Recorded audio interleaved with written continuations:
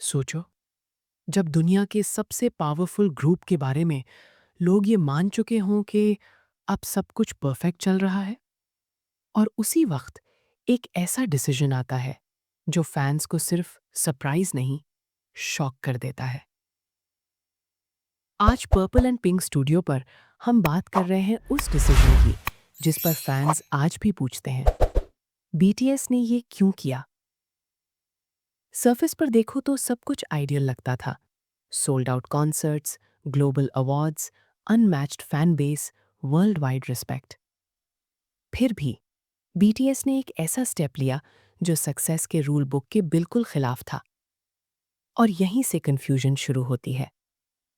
लोग कहते हैं, जब सब कुछ मिल चुका हो तो रुकना क्यों? जब पीक पर हो तो पॉज क्यों?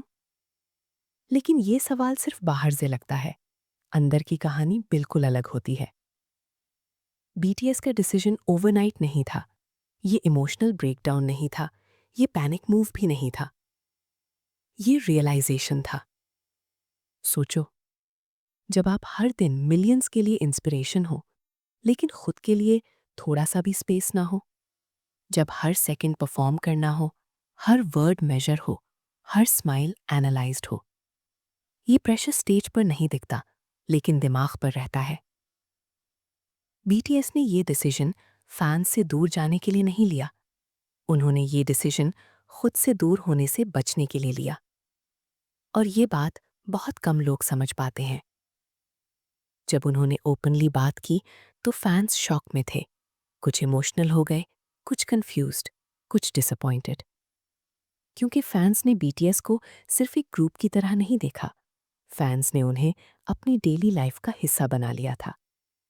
इसीलिए जब बीटीएस ने कहा अब हमें थोड़ा रुकना है, तो ये सिर्फ अनाउंसमेंट नहीं थी, ये इमोशनल मोमेंट था। लेकिन यहाँ एक और लेयर है।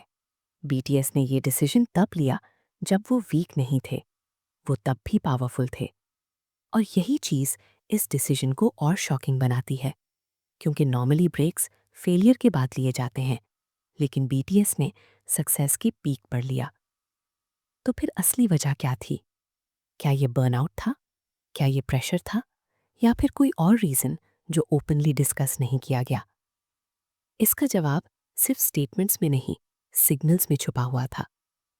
और उन सिग्नल्स को समझने के लिए हमें देखना होगा कि बीटीएस का रिलेशनशिप सक्सेस के साथ कैसा था। बीटीएस ने ये डिसीजन इसलिए लिया क्योंकि वो सिर्फ आइडल्स नहीं रहना चाहते थे, वो इंसान रहना चाहते थे। सक्सेस के साथ एक इनविजिबल डेंजर आता है, आइडेंटिटी लॉस। जब आप सिर्फ एक इमेज बन जाते हो, जब लोग आपसे सिर्फ एक वर्जन एक्सपेक्ट करते हैं, तो धीरे धीरे आप अपने रियल सेल्फ से दूर हो जाते हो। बीटीएस ने इस डेंजर को पहचान लिया। उन्होंने रियलाइज किया कि अगर वो रुकते नहीं तो वो मैकेनिकली परफॉर्म करते रहते, और जब आर्ट मैकेनिकल हो जाए तो वो हॉलो लगने लगती है। इसीलिए उन्होंने चूज किया pause to protect. Protect creativity, protect mental health, protect individuality. ये डिसीजन फैंस के लिए शॉकिंग था, क्योंकि फैंस बीटीएस को इन्फिनिट एनर्जी के साथ देख रहे थे। लेकिन बीटीएस अपनी लिमिट्स जानता था, और लिमिट्स को पहचान लेना वीकनेस ही नहीं होती, मैच्योरिटी होती है। इस ब्रेक ने बीटीएस को तोड़ा नहीं, इसने बीटीएस को रीसेट किया। मेंबर्स ने अपनी इंडिविजुअलिटी एक्सप्लोर की, उन्होंने खुद को फिर से समझा, और सबसे इंपॉर्टेंट, उन्होंने अपनी स्टोरी को कंट्रोल में रखा। इस डिसीजन का एक और हिडन इम्पैक्ट भी था। बीटीएस ने इंडस्ट्री को मैसेज दिया कि सक्सेस का मतलब खुद को खत्म करना नहीं होता। और ये मैसेज सिर्फ फैंस के लिए नहीं, फ्यूचर आर्टिस्ट्स के लिए भी था। आज भी फैंस शॉक में इसलिए हैं क्योंकि ये डिसीजन एक्सपेक्टेड नहीं था। लेकिन जब हम पीछे देखते हैं तो ये डिसीजन लॉजिकल लगता है, नेसेसरी लगता है, और बहुत ब्रेव लगता है। बीटीएस ने चूज किया कि वो सिर्फ लॉन्ग टर्म चार्ट्स नहीं, लॉन्ग टर्म लाइफ चाहते हैं। और शायद इसीलिए जब वो वापस आते हैं तो सिर्फ कमबैक नहीं होता, रिन्यूअल होती है। अगर आपको ये ब्रेकडाउन रियल और थॉटफुल लगा हो तो वीडियो को लाइक ज़रूर करें। कमेंट्स में बताएं, आपके हिसाब से ये डिसीजन ज़्यादा ब्रेव था या ज़्यादा रिस्की? ऐसे ही डीप, ऑनेस्ट और high retention BTS story telling के लिए पर्पल एंड पिंक स्टूडियो को सब्सक्राइब करें।